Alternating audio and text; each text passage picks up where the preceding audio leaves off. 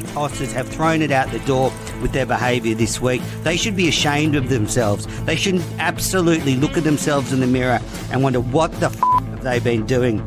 They're hissing at us and calling us cheats in the Lord's long room, and they have the gall to say, talk to us about the spirit of cricket. Absolute bullshit. There's a big appeal that's hit him on the pad. He's out. Lions gone. New South Wales are 9 down. Onto Sydney Road, and it's hit a car. Oh, I think it's hit a car. What a way to bring up your 50. All you want is to leave it all behind. Now there is a simple remedy to stay fit for all eternity.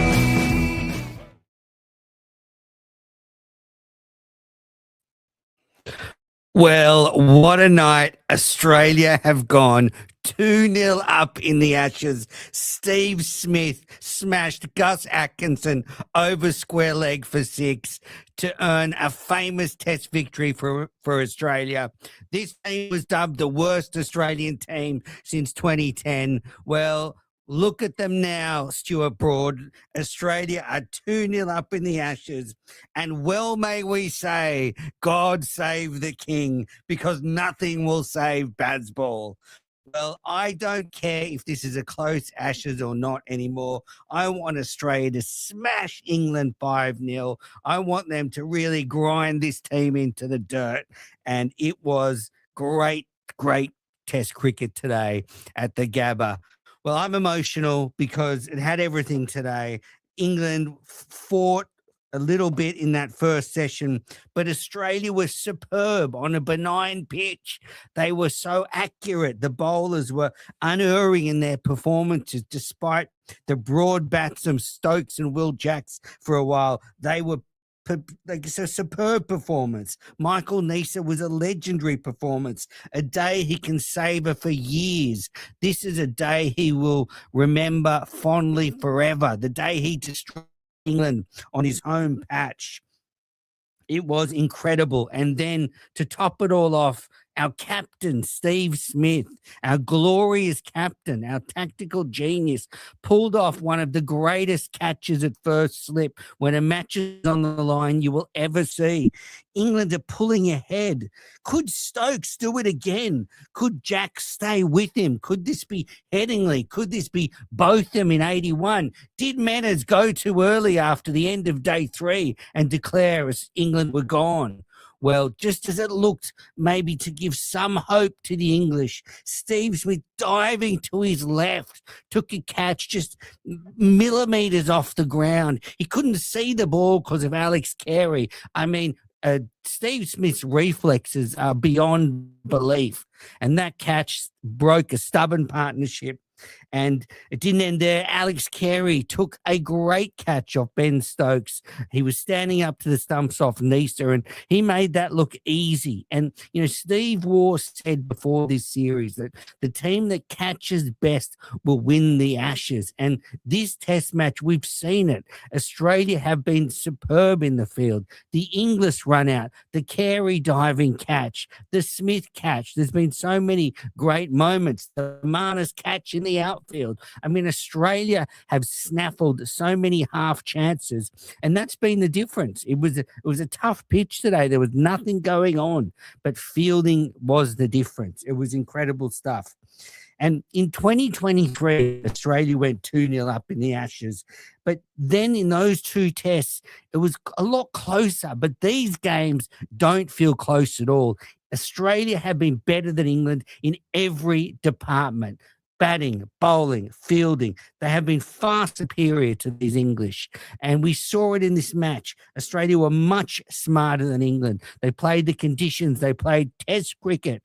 And in the end, they've drubbed England by 8 wickets. I mean, you look at these first 2 test matches. In 6 days of cricket, Australia is 2-0 up in the Ashes. I mean, this fucking BAZBALL team came here full of hope, and they have delivered nothing. They're embarrassing. This is an embarrassment to Brendan McCullum. This is an embarrassment to Ben Stokes. This is an embarrassment to England. But they're used to that because they come down here and they're pathetic every time. At least when we go to England, we put up a fight. You know, Ben Stokes, I heard Stuart Broad saying Australia haven't won in England since 2001. We've at least won plenty of test matches. These idiots can't even win a game down under. And Australia have steamrolled them in these first two games with Cummins out, Hazelwood out, Lyon dropped. I mean, Australia have pulled heroes from nowhere. Michael Nisa. I mean, we needed some guts today, and Nisa showed it. You know, and you have to say an inspired selection in the end. You can only judge the selection on the results. And Nisa got 5 for 42 and turned the game with 2 wickets last night and 2 wickets today. So you have to say the selection worked. I still disagree with the logic, but you can only mark the selectors on the results. And the toughest call as it was, it paid off. And, you know, Australia, they have won a famous win. And tonight's little ending was so spicy.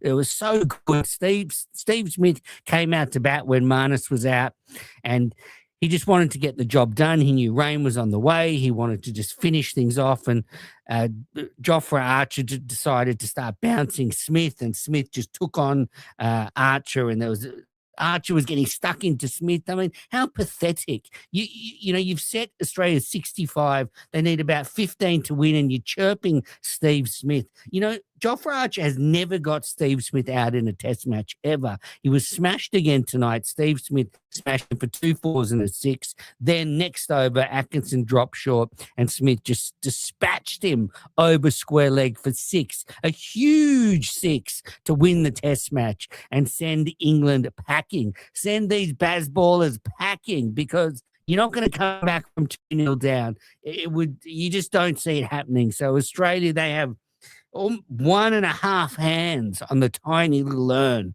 that is in Lords. But it was just a phenomenal day for Australia, a phenomenal test match for Australia. And, you know, as good as Australia have been, England were pathetic. Ben Stokes said after the game that his team was just not able to stand up when the game is on the line.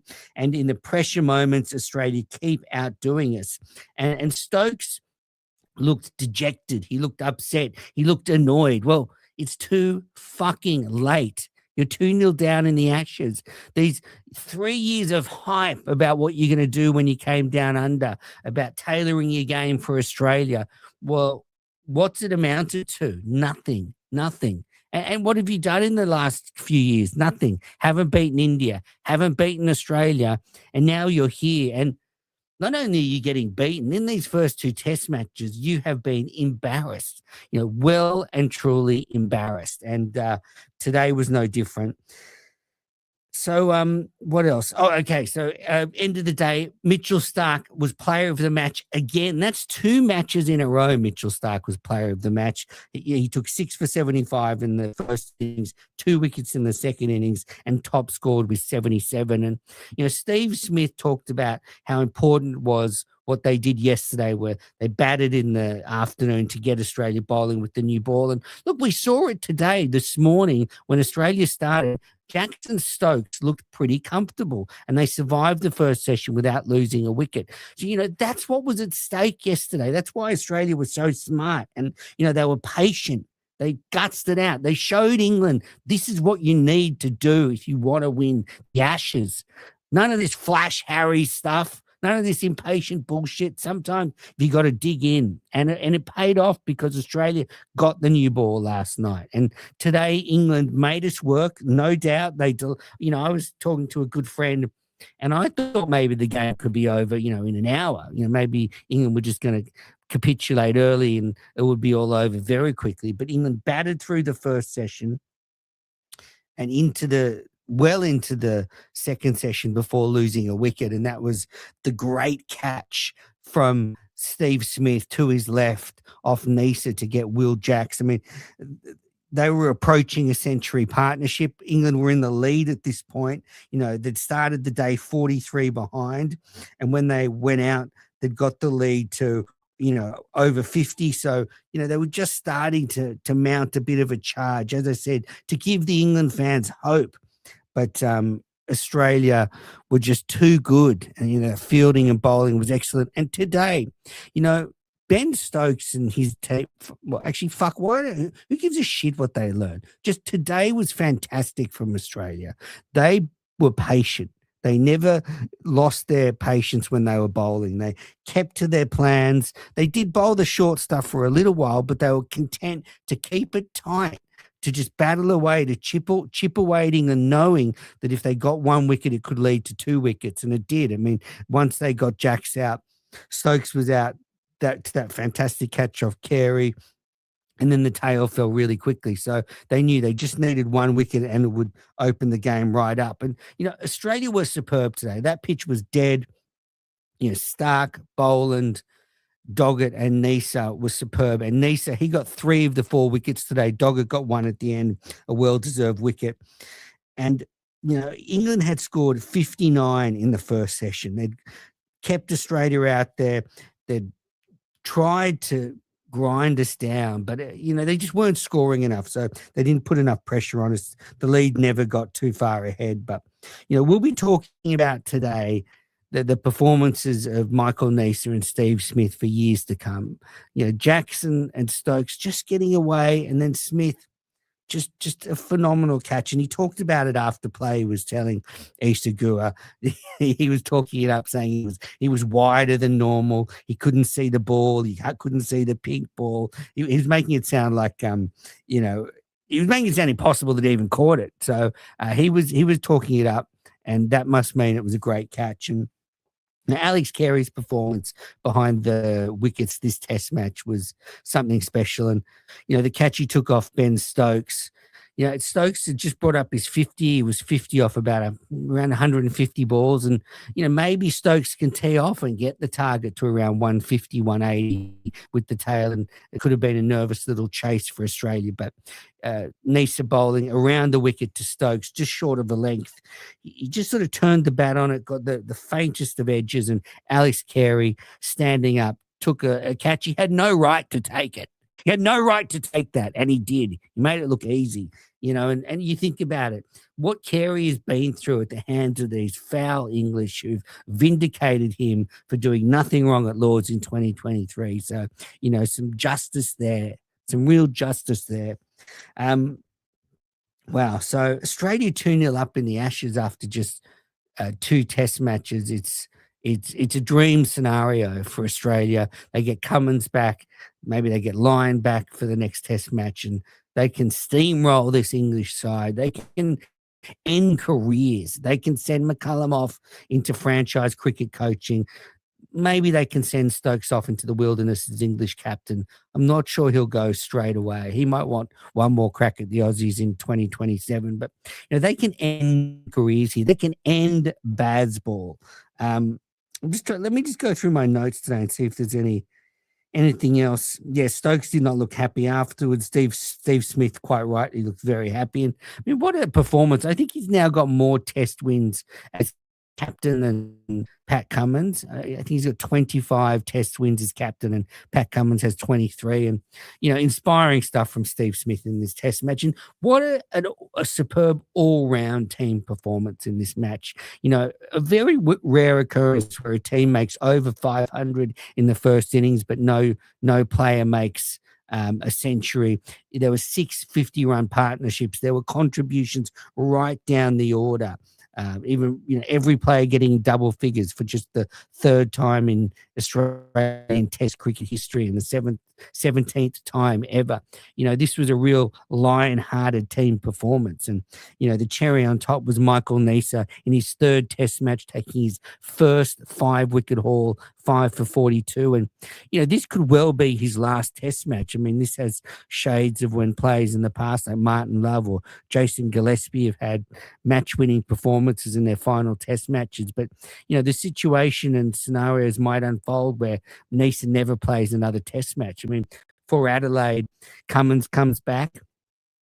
Lyon probably comes back. They've said he will, but I guess they said he wasn't going to be dropped this summer and he got dropped. But that's two bowlers there. So instantly Nisa might go out.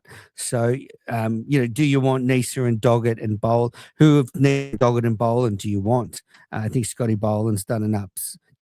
So, so just what a performance from Nisa on his home turf, 5 for 42, two great caught and bowled dismissals last night, and then 3 wickets today. Even the last wicket, I think it was Carr's edged it. It just flicked Carey's glove and went to Smith at first slip. A good catch off the deflection, and that was Nisa's 5th wicket. So, this is dream stuff. This is dream stuff, because this English team are so dislikable. Not really as people, just as a whole aura about them. They're just such a dislikable team. They're so arrogant. They've carried on like pork chops for years, and they've come here and they are getting an absolute spanking at the hands of Australia, and not even our first choice team. So just delightful stuff. I mean, today, fair play to Jackson Stokes. They really dug in. They both soaked up a lot of balls. Jax looks like a good player. We know what Stokes can do, but it was too little, too late. This is when you can see defeat on the horizon, and you all of a sudden panic and you try. I mean, where was this application in Perth? Where was this application in the first innings here? And when I think about key moments in this match, you look back at that English run out on day one. Again, the English run out of Stokes. Stokes was looking good and then run out just when he could have stayed with Joe Root. You look at Harry Brooks' stupid shot. I mean, these were good batting conditions, and England, that prides itself on being a batting team, were just fucking hopeless. So, so that's really my wrap up of day 3. Punctuated with some great catching by Australia, some terrific bowling from Michael Nisa, and just on Steve Smith's catching, he has now taken 210 catches at Test level. He's only 3 behind Joe Root's record of 213, and Steve Smith has played 39 fewer Test matches. So he is a superb fielder, Steve Smith, and I haven't seen, the only catcher I've seen as good as Steve Smith or better is Mark Waugh, but there's nothing that separates the two of them. They're both phenomenal. So Australia, they win the second Test match by 8 wickets. Oh, how delightful. This English team, they've come here and the nightmare is unfolding right before our eyes. This is going to be glorious viewing for the rest of the summer. I can't wait. Thanks for tuning in to the Cricket Unfiltered podcast. I'll be back with a more wide-ranging analysis of the Ashes so far with Gav Joshi tomorrow. So there'll be another episode, and then catching up with Damien Watson later in the week. But don't forget, rate and review the podcast on your favorite app. Share the podcast on social media with your mates. Then you can buy our great T-shirts. I've got a Moral Victory T-shirt on now. That's right. If you want to get one of those, the link is in the episode notes, or just put in Google Cricket Unfiltered merchandise. But yes, Australia, a famous victory. BAZBALL, well, you can fuck off.